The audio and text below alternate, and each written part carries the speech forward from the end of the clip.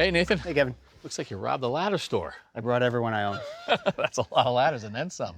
So you'll see a variety. We have, fiberglass and aluminum, but you won't see a wood one over there. So what's the deal? We're just done with wood ladders? I think so, yeah. They stopped making them a few years ago. If you still have them and they're serviceable, you can keep using them. Yeah. But nowadays, mostly fiberglass and aluminum. So walk me through why you would choose one over the other. What situation? Starting with fiberglass, it doesn't conduct electricity, which is why you see a lot of electricians use it. I like to use it because I do a lot of siding jobs. If there's a line coming into the side of the house, it's a little bit safer carrying it around. Abundance of caution. Yeah, but and the aluminum, obviously, super light. Light, that's the best thing about it. If you're working around a house, like a painter loves aluminum ladders because they're light, easy to move around. Mm-hmm. But for me, I mostly have fiberglass. Okay, yeah. So lots of different styles, as we can see here behind us. Why don't you walk us through some of them? A couple of my A-frames or step ladders. This is a 10-footer that I have. It doesn't come out too often, but I'm looking fiberglass, obviously the color, but two materials. Fiberglass, but we do have that aluminum step on this one. Right. This is the go-to, the 6-footer A-frame. Use that all the time. Yep, I keep one in my truck. Great on the job site. You can see it's stiffened up here on the step, but you don't really see that over here. This is a little bit. And so anyone can pick the right one because they got a label on it when you're shopping for it, and generally those things stay on, so they remind you. Right on the side here, if you're going down the aisle, you can look. If you're a homeowner, you say, well, I really don't need a 300-pound ladder, rated for 300 pounds, 225 pounds on this one. Right. This one's a Type 2, so a little bit lighter duty. Still a great ladder. But also fiberglass. Okay. Yep. These things, I mean, they're all the rage, and sometimes they are worth their weight in gold. Absolutely. Keep this one in my truck all times. Yeah. Multi-position ladder, a lot of people have them now, especially homeowners, because they can do so many things. I can open this up, stand it against the side of a building. So it ends up looking like this right here. Or I can pull my pins on the side. I can raise it, so if I would need to get on stairs, I can do that. That is essential when you've got to have a shorter one up the stairs and a longer one down the stairs, like a chandelier or something like that. Very handy to have. So A-frames basically articulating, and then we've got the traditional extension ladder. Jumping over to extension ladders, I have this one all set up here. This one is a 24-footer. I use this a lot when I'm doing siding. It's got a good amount of reach to it, not too heavy. I can set this one up easily and move it around by myself. This one here, I have the stabilizer on it. You can see it's great working around windows or for cleaning the gutters. It really helps make that ladder feel really safe as you walk up. And if you were going to paint those sash and you didn't have the stabilizers, you'd basically be on the left reaching over, and then maybe have to flip and go to the right and reach over as well. You don't want to reach out when you're on extension ladders or any ladder. No, you don't. Okay.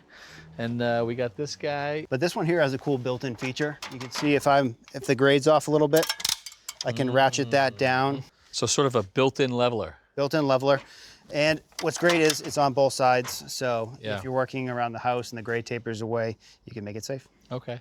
So another fiberglass, same height. Well, this one's probably a little taller. This one's taller. This one's a 28. Better reach on this one, but this one's kind of new and fancy. This has a built-in cable assist on it. So it actually makes it 50% lighter as I raise and lower it. Built-in cable assist. So we're not raising and lowering it just with the rope? You can use the rope. You still use the rope, but as I lean this out, like one hand I can pull this up and down, as opposed to that ladder, I'm lifting the whole weight. So you've got a cable that's giving you assistance to pick this up. So same weight, but it's just helping to bring it up and down. See the cable right there? Yeah. Helps take some of the load off. And then if I bring this all the way down, it's almost like it's spring loaded. So we want to be safe when we travel too. We got a strap here, we can lock it out, and it also has a built-in lock on the side here. So as I bring it up, I need to take this flipper, bring it out. You got it right here. Yep. Otherwise it would get stuck up on that. Yep. Very nice. So if that was strapped to the roof of your truck, you wouldn't want this thing flying its way out? No, I wouldn't want it to extend out. So it's interesting, as we raised and lower that, it changed the angle that this ladder was at. It does. I think that's something people often get wrong. One of the most important parts is to have it the right distance away from the house. The easiest way to do it, stand at the base and put your palms out. If your palms land comfortably on the rungs, that means you have the ladder set up right. Another thing you can do is also sight. Most of these rungs have flat spots on them, so you can kind of sight that in relation with the grade. Yeah. And then realize if it's too close or too far. Right.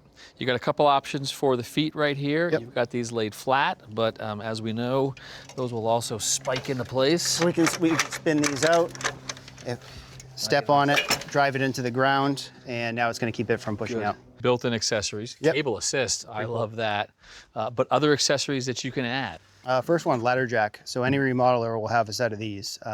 It's a great way to make a fast, level surface to work on. So using the existing rungs, this is spaced accordingly. Slides right over the rung. Then we loosen this wing nut. We adjust the pitch of it. We want to make it level. A little bit, right? Yeah. So once we have this level, you envision we have another one over here we can put a plank on. We don't want to go too high with those though. It's good for doing windows down low. Right, something stable to sit on, a little easier to work on. Yep.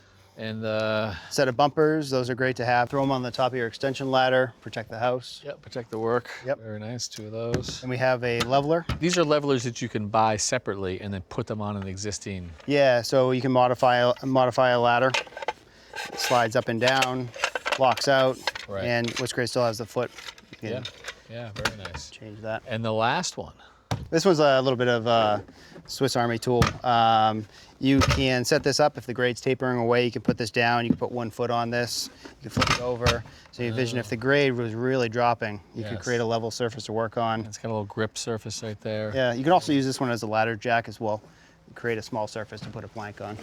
So, oh yeah, very clever right there. But you can't adjust the pitch on that one. No, but if you're in the right position, that could actually be a big help. Yeah. All right, well, I like it. A lot of ladders right here. You're gonna get them back to the store. Yeah. Thanks for watching. This Old House has got a video for just about every home improvement project, so be sure to check out the others. And if you like what you see, click on the subscribe button to make sure that you get our newest videos right in your feed.